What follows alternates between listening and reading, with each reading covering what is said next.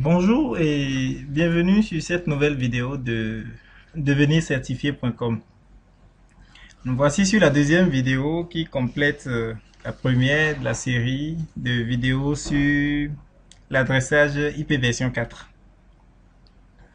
Aujourd'hui, nous allons aborder un certain nombre de sujets, notamment les formats d'adresse IP, le subnetting. Je vais vous demander de m'excuser un peu que j'utilise beaucoup de termes anglophones. J'ai souvent étudié tous mes bouquins Cisco en anglais. Et donc il y a des thèmes parfois, je ne sais pas toujours les avoir en français très rapidement. Donc souffrez un peu que je fasse un mélange du français et de l'anglais. Ceci dit, nous entrons dans le vif du sujet. Qu'est-ce qu'une adresse IP? Nous n'allons pas faire une définition formelle. Vous avez vos documents théoriques comme toujours pour le faire. Mais sur Internet, par exemple, pour que les ordinateurs communiquent entre eux grâce au protocole IP. IP, c'est mis pour Internet Protocol. Ils utilisent des adresses numériques qui sont appelées adresses IP. En fait, c'est des adresses du protocole IP. Les réseaux tels qu'on en avait parlé sur Internet, vous avez un certain nombre de routeurs à travers ce grand réseau qui délivrent les paquets entre eux. Paquets, c'est un genre, c'est du découpage, je dirais, de l'information, des data qu'on a fait le processus d'encapsulation avec le modèle OSI. Donc, si vous revoyez cette vidéo, ça vous donnera une notion plus claire de ce que c'est qu'un paquet.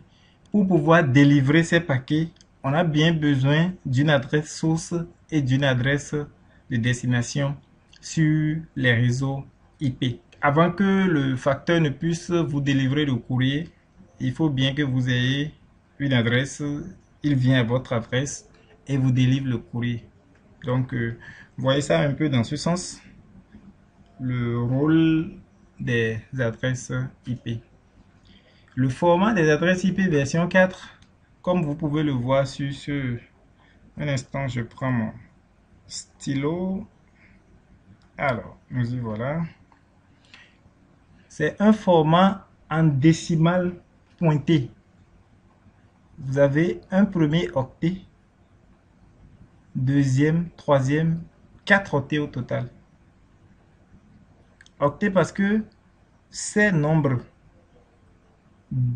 décimaux, quand vous les convertissez en binaire, vous les mettez toujours sur 8 positions. Donc ça, par exemple, c'est un exemple d'adresse IP. Vous pouvez avoir aussi une adresse du genre 172, 16, 4, 3. Les octets étant sur 8 bits, vous n'aurez que des nombres compris entre 0 et 255. Si vous revoyez un peu le petit tableau qu'on avait fait dans la vidéo précédente pour les conversions entre décimales et binaire, vous allez voir que 255 converti en binaire vous fait 8 fois 1. Et donc, ici, vous avez des nombres de 0 à 255 par octet au niveau des adresses IP. Cet octet, par exemple, vous aurez des nombres entre 0 et 255. Pareil pour le second octet, le troisième et le quatrième octet. Bien vrai, il y a des règles qui régissent tout ça. Nous allons parcourir toutes ces règles et ça vous donnera une compréhension assez ouverte de la chose. Nous allons passer maintenant au format des adresses IP. Sur le slide précédent, nous avons écrit une adresse IP simplement, sans aucune autre information. Et si vous vous souvenez, dans la première vidéo, je vous disais qu'une adresse IP n'a de sens qu'avec un masque de sous-réseau. Autrement dit, quand vous mettez une adresse IP sans masque, ça n'a pas vraiment de sens, si je puis m'exprimer ainsi. Ça ne nous donne pas toutes les informations pour faire une interprétation. Petit à petit, vous allez comprendre pourquoi c'est comme ça. Les adresses IP sont composées de deux parties. Il y a une partie qu'on appelle la partie réseau et une autre deuxième partie qu'on appelle la partie hôte. Là, c'est en anglais, vous avez network et puis host. Comme vous pouvez le constater ici, l'étendue de l'adresse IP en version 4, bon, ça c'est l'IPv4. Vous avez aussi l'IP version 6 qui est contenu dans le programme du CCNA. On fera aussi une vidéo là-dessus. Pour l'adressage IPv4, vous avez 32 bits au total. 32 bits parce que si vous vous souvenez, je vous ai dit, les 4 octets font chacun 8 bits. Et quand vous faites 4 fois 8, ça vous donne bien les 32 bits de l'adresse IP. Et donc, pour revenir au début, je disais qu'il y a une partie réseau et une partie hôte. Mais comment vous savez délimiter la partie réseau et la partie hôte d'une adresse IP? Sur ce schéma, vous pouvez constater que la partie réseau tient sur 16 bits. Nous avons 8 bits au niveau du premier octet, 8 bits au niveau du deuxième octet. Et c'est ce qu'on appelle les masques par défaut. Parce que je vous dirai par la suite, quand on va voir les classes d'adresse, vous verrez que c'est une adresse de classe B. Maintenant, avec les notations CIDR, cette notation, les classes sont devenues obsolètes. On va voir les requests for comments qui en parlent. Et je vais vous le montrer en détail. Mais quand je vous donne uniquement cette adresse IP, comment pouvez-vous me dire où se trouve la partie réseau et où se trouve la partie hôte? Vous ne pouvez pas. Je vous donne juste ceci. Vous n'allez pas pouvoir deviner où se trouve la partie réseau et où se trouve la partie hôte. Le truc qui vous permet d'avoir cette information, c'est le masque de sous-réseau qui s'ajoute. Et voilà pourquoi je vous disais dans le slide précédent que une adresse IP sans masque n'a pas de sens. La convention est telle que toute la partie réseau d'une adresse IP contient un masque avec que des bits à 1. Là, j'ai transcrit en binaire cette notation en décimale pointée. Comme vous pouvez le remarquer, je vous disais dans le slide précédent que 255, ça fait bien 8 fois 1. Et donc, c'est ceci qui me permet de dire que voici la partie réseau de cette adresse IP. Vous aurez donc constaté que sans cette information de masque, je ne serai pas en mesure de vous dire que telle adresse, voici la partie réseau de cette adresse IP. Maintenant, dans la suite, je vais vous montrer que ce n'est pas seulement toujours sur 8 bits ou 16 bits ou 24 bits que vous avez la partie réseau. Elle peut tenir sur quelques bits comme elle peut tenir aussi sur plusieurs bits.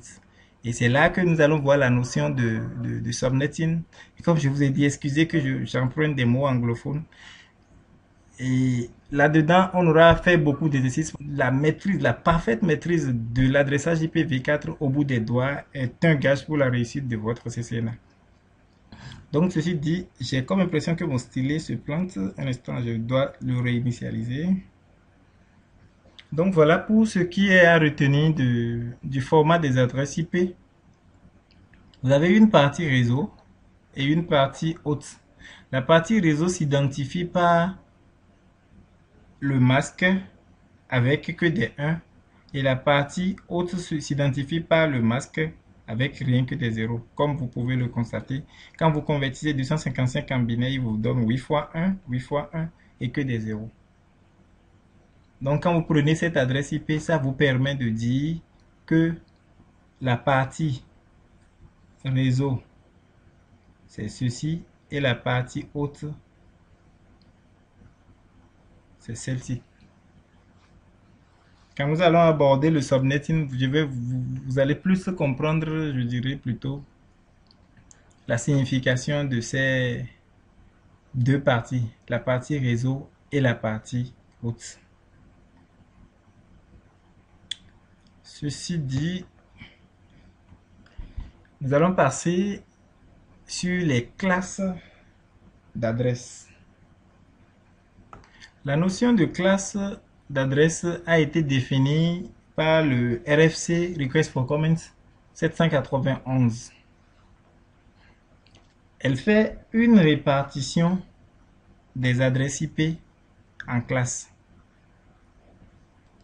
nous distinguons principalement 5 classes A, B, C, D et E. Nous allons passer en revue chaque classe et comment arriver à identifier facilement à partir d'une adresse IP munie de son masque que cette adresse appartient à telle classe. Quand vous prenez une adresse de classe A,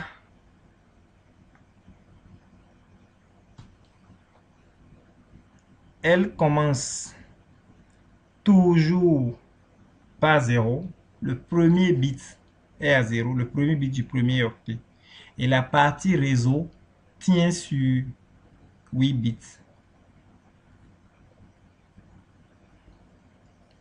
Ce qui veut dire que ici, nous avons une pleine variation de 0, 1 sur 7 bits.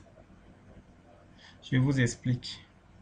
Nous avons dit que l'adresse IP, faisons une délimitation comme ça. L'adresse IP de classe A commence par un premier bit 0. Alors, ceci étant X, ces X peuvent prendre deux valeurs, 0 ou 1, parce que nous sommes en binaire. Donc, la toute première qu'on aura sera faite de 7, 0.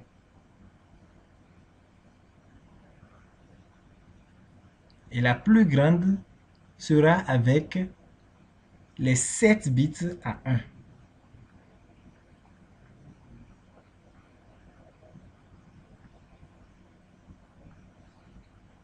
Vous voyez un peu? Donc, les adresses de cette classe partiront de 0, 0, 0 à 0, 1, 1, 1, 1 sur cette partie réseau. Cette pleine variation sur 7 bits nous permet de déterminer le nombre de réseaux possibles en classe A. Puisque nous avons dit, quand vous prenez un bit X, soit il prend la valeur 0 ou la valeur 1. Donc ça fait 2 possibilités. Sur cette position, ça vous fait 2 à la puissance 7. Ce qui fait 128 possibilités. Donc le nombre de réseaux qu'on peut avoir en classe A, par défaut, c'est 128. Comme je vous disais sur les slides précédents, on va pouvoir faire du subnetting en empruntant des bits à la partie haute. Des bits qu'on va transformer en bits réseau. Ne vous en faites pas, ce serait la partie riche du subnetting. Donc pour revenir à la classe A, nous avons une pleine variation de 7 bits, de 0, 0, 0 à 1, 1, 1, 1, ce qui nous fait 2 à la puissance 7 possibilités. Parce que nous avons une pleine variation sur 7 bits, de 0 à 1 sur 7 bits, qui fait 128 réseaux possibles qu'on peut avoir en classe A. Dans le même raisonnement, on va voir le nombre d'ordinateurs qu'on peut avoir aussi quand on prend un réseau de classe A. Parce que c'est ces 3 octets qui représentent la partie haute. Et de la même manière qu'on a fait pour la partie réseau, on a une variation de 0, 0, 0, 0, 0 jusqu'à 1, 1, 1, 1, 1, 1. Ce qui fait 8 bits x 3, 24. Donc, le nombre de possibilités qu'on a, ça va faire 2 à la puissance 24 moins 2. Je vais vous expliquer quand on sera sur le subnetting pourquoi on fait moins 2. En fait, il y a l'adresse du réseau et l'adresse de broadcast, l'adresse de diffusion qui ne sont pas utilisées, qu'on n'utilise pas. Donc, c'est pourquoi quand je fais ma combinaison sur les 24 bits, 2 à la puissance 24, je dois retrancher 2. Donc, si vous faites bien le calcul, ça doit vous donner 16 milliards 777 000 214 adresses IP possibles en classe A. Vous voyez que c'est énorme, c'est bien grand. Ah, pardon, tout à l'heure, je parlais de 7 milliards. Non, c'est plutôt 7 millions. Désolé. Comme vous pouvez le constater, c'est le réseau qui est utilisé pour les grands. Quand vous avez plusieurs ordinateurs adressés dans un réseau, c'est les adresses de classe A qui sont conseillées. En même temps, ça va être difficile de garder une adresse de classe A sans subnetter ça. Ça va faire un gaspillage terrible. Ça fait partie des choses que le RFC 950 est venu corriger avec les possibilités de subnetting. Donc voilà globalement, pour résumer, toute adresse de classe A commence par 0. Vous avez commence par 0 et la partie réseau tient sur 8 bits. Une pleine variation sur 7 bits, ce qui fait 2 à la puissance 728 réseaux possibles. Pour le nombre d'autres, nous avons une pleine variation de 0,0,0 à 1 sur 24 positions, 24 bits. 3 fois 8, ça fait 24. 2 à la puissance 24 moins 2 nous donne 16 777 214 d'ordinateurs possibles en classe A.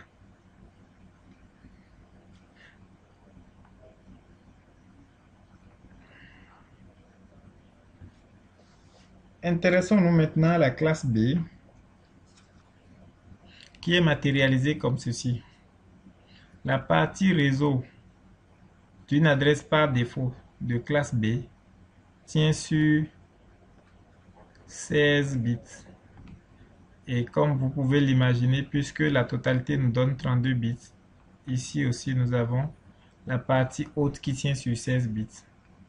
Toute adresse de classe B commence toujours par 1 et 0. En classe A, nous avons dit que ça commence par 0. En classe B, ça commence par 1 et 0. Si nous prenons 2 bits de ce côté, il nous en reste 6 ici. Et pour le deuxième octet, il nous en reste les 8. Donc, nous avons une pleine variation de 0 à 1 sur combien de bits? Sur 14 bits. Et la pleine variation du côté haute tient sur 16 bits. Ce qui nous permet, un peu à l'image de ce que nous avons fait en classe A, de dire le nombre de réseaux possibles en classe B. Ça fait 2 élevé à la puissance 14, ce qui vous donne 16 384. Comme vous pouvez le remarquer, on avait eu 128 pour la classe A. Les adresses de classe A sont censées contenir beaucoup plus d'autres, mais la possibilité d'avoir plusieurs sous-réseaux, plusieurs réseaux de classe A par défaut est assez limitée. Pour le nombre d'adresses possibles, c'est la même règle, 2 à la puissance 16 moins 2, qui vous donne 65 534. Donc voilà ce qu'il en est pour les adresses de classe B. Une pleine variation de la partie haute sur 16 bits. La partie réseau, les deux premiers bits sont à 1, 0. Nous avons une pleine variation sur 14 bits, 6 dans le premier octet et 8 et les 8 du second octet. Ce qui nous donne 2 à la puissance 14, 16 384 réseaux possibles en classe B. La classe C, quant à elle, se présente comme suit. Les trois premiers bits sont toujours 1, 1, 0. Ensuite, pour finir ce premier octet, du moment où nous en avons pris 3, il nous reste 5 bits. Le deuxième octet, toujours réseau, fait une variation, pleine variation sur 8 bits. Le troisième octet fait une pleine variation sur 8 bits. Ce qui doit nous donner une pleine variation de 0 à 1 sur 21 bits. Le dernier octet, quant à lui, n'a une pleine variation que sur 8 bits. Et dans la même logique que précédemment, le nombre de réseaux possibles en classe C sera 2 à la puissance 21 possibilités de réseau, qui vous donne 2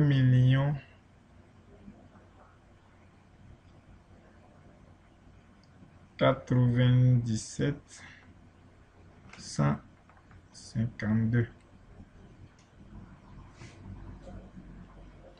Le nombre d'hôtes d'ordinateurs utilisables dans un réseau de classe C fera 2 à la puissance 8 moins 2, ce qui nous donne 254 ordinateurs. Cela implique que si j'ai un réseau de classe C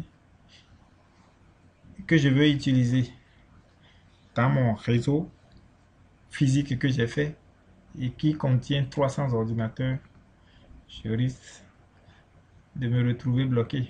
Parce que pour une adresse de classe C, je suppose qu'on les prend telles quelles sans faire du subnetting.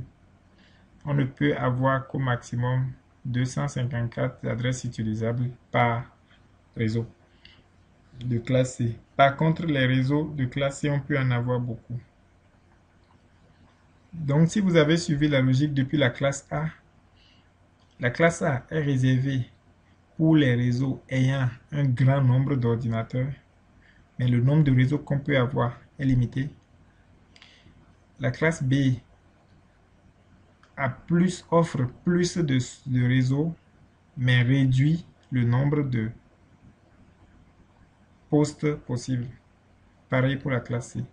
Et comme vous pouvez le remarquer, en fonction de ce que nous voulons étendre, si on veut avoir plus de réseaux, on étend la partie réseau vers là. Et si on veut avoir plus d'autres, on recule ici. Voilà un peu les... Vous avez aussi la classe D qui est utilisée pour le multicast. C'est des adresses qui sont assignées à beaucoup de périphériques à la fois. Et la classe E qui est réservée. On ne va pas trop en parler. Les classes que vous allez le plus manipuler, c'est les classes ABC. Voilà un peu la répartition des classes d'adresse telles que fait par le RFC 791.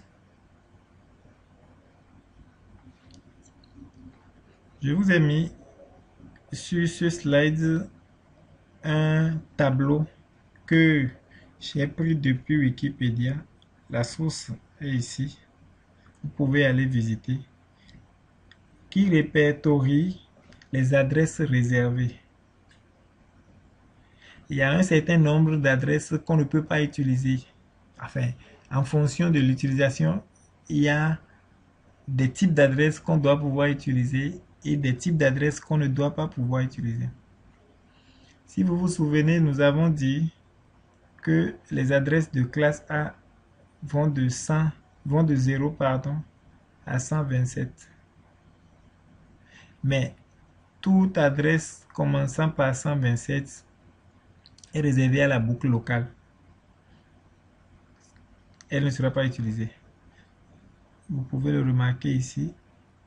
C'est réservé à la boucle locale. La boucle locale vous permet de tester la pile de protocoles TCP/IP sur votre ordinateur. Vous avez aussi le RFC 1918 qui définit les adresses privées On va y consacrer un slide.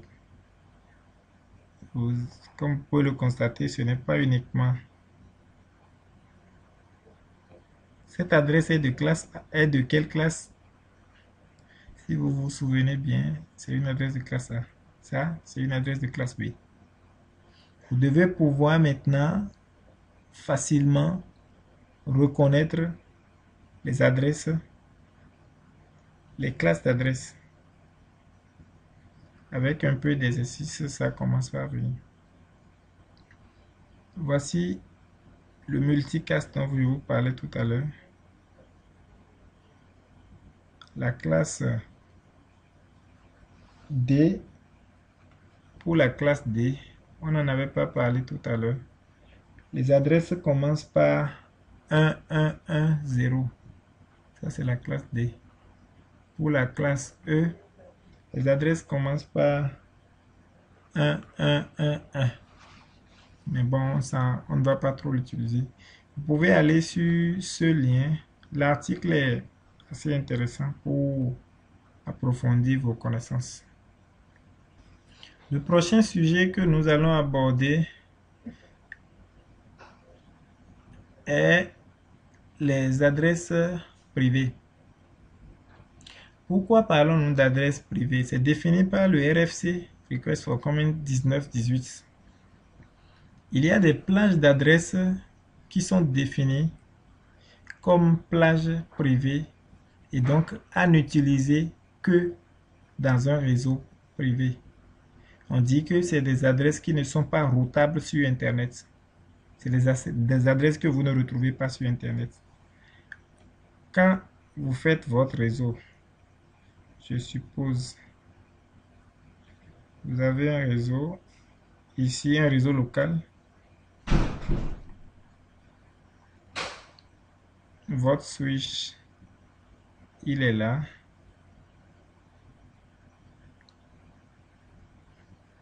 Prenez ça. Je ne suis pas un très bon dessinateur. Ce switch est relié à un routeur. Et ce routeur vous donne accès à Internet. Dans votre réseau privé ici, ce sont ces plages d'adresses que vous allez utiliser. Et depuis Internet, on ne les voit pas. On ne verra ici. Votre routeur aura une adresse IP publique. En contrepartie, les adresses qui ne sont pas dans cette plage sont appelées les adresses publiques et donc les adresses routables sur Internet. Votre routeur aura pour cette interface une adresse publique et c'est cette adresse qui sera vue depuis Internet. Mais ces adresses privées ne vont pas sur Internet.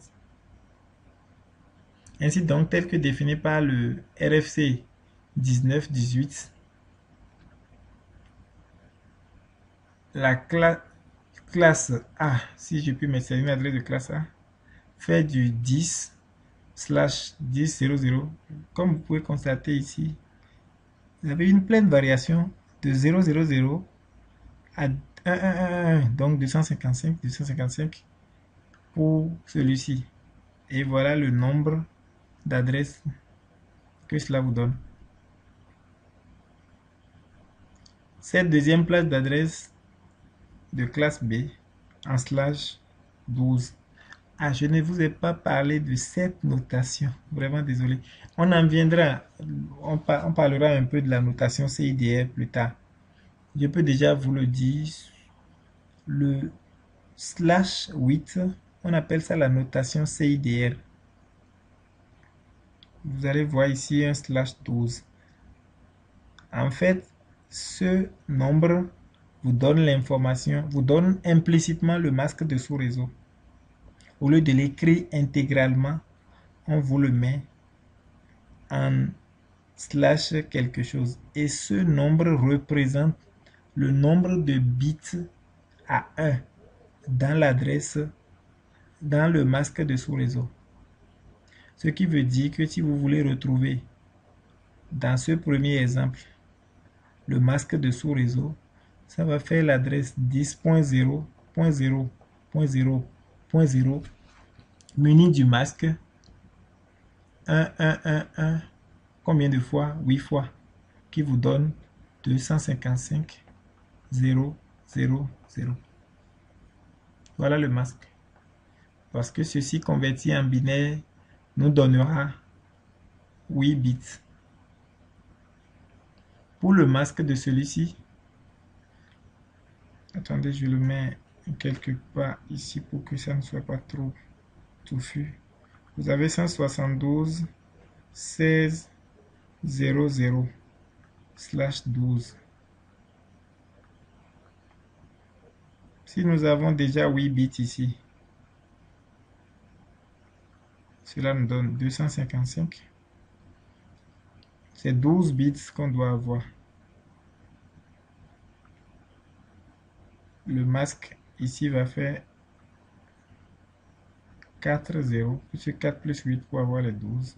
4 1 et 4 0. D'après notre méthode, ça devait donner le premier, pardon, ici c'est 128, le second bit 64. Si vous additionnez les deux, ça vous fait 192. Le troisième c'est 32, ce qui vous fait 4 2 224. Le quatrième c'est 16 240. Donc le masque muni, le masque que vous donne ce /12 va être 255.240.0.0. Nous allons nous pencher à présent sur l'utilisation des masques définis par le RFC 950.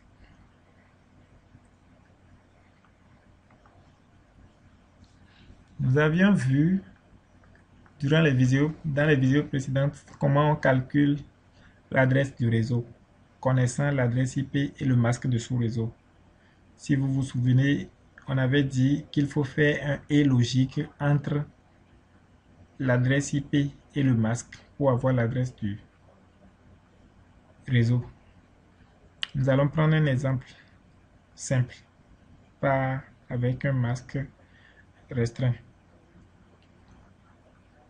Je prends juste 168.134 par exemple, muni d'un masque 255, 255 et 255 0. Quand je fais le et logique, j'obtiendrai comme adresse de ce réseau 192.168.1.0. L'adresse de diffusion, comment je fais pour la retrouver? Je reprends l'adresse du réseau, mais en remplaçant, vous êtes d'accord avec moi que toute cette partie est 0. Tout ce qui est 0, je les mets à 1. Donc, j'aurai du 1 sur 8 positions ici pour le dernier octet. Ce qui me permettra de dire que l'adresse de diffusion, dans mon cas, fait 192.168.1.255. Donc, une fois que vous avez l'adresse du réseau, vous prenez l'adresse du réseau et tous les bits de la partie haute qui sont naturellement, il n'y a que la partie haute que vous puissiez avoir à 0. La partie réseau, on a dit que c'est toujours à 1. Vous les remplacez par des 1, mais dans l'adresse du réseau, pas dans le masque. Ça vous donne l'adresse de diffusion. Quand on va commencer l'exercice de subnetting, vous allez voir qu'il y a une autre façon de déterminer l'adresse de diffusion quand vous connaissez l'incrément. Vous passez d'un sous-réseau à un autre. Nous n'allons pas rentrer dans le détail. Les adresses utilisables, on en avait parlé tout à l'heure. Si vous vous souvenez, quand on était sur La classe A, on avait fait 2 à la puissance 24 moins 2. Et je vous expliquais que ces deux sont exclus. L'adresse du réseau et l'adresse de diffusion sont exclus. Et c'est ça qui fait les deux qu'on retranche à chaque fois. Le reste représente les adresses utilisables parce que ces deux ne sont pas utilisables. Notation CIDR, on en a presque déjà parlé. Si vous devez mettre cette adresse IP en notation CIDR, comment vous faites? 192, 168, 1. Je mets bien sûr 1 ici. 134 slash 24. Ce qui veut dire que les 8 premiers bits sont à les 24 premiers bits sont à 1. Donc vous avez 8 bits ici à 1, 8 fois 1, 8 fois 1, ce qui vous donne les 24 qu'on fait en notation CIDR. Les masques par défaut sont les masques liés aux classes. Vous avez vu, j'ai mis ici, j'ai pris une adresse 192.168.1.134 et je lui ai appliqué le masque 255, 255, 255 et 0. Ça, c'est un masque par défaut. Si je veux faire du subnetting, je peux avoir un masque comme ça, point 192.0.0. Donc voilà un peu présenté l'utilisation des masques tels que définis par le RFC 950. On va s'arrêter là pour cette vidéo.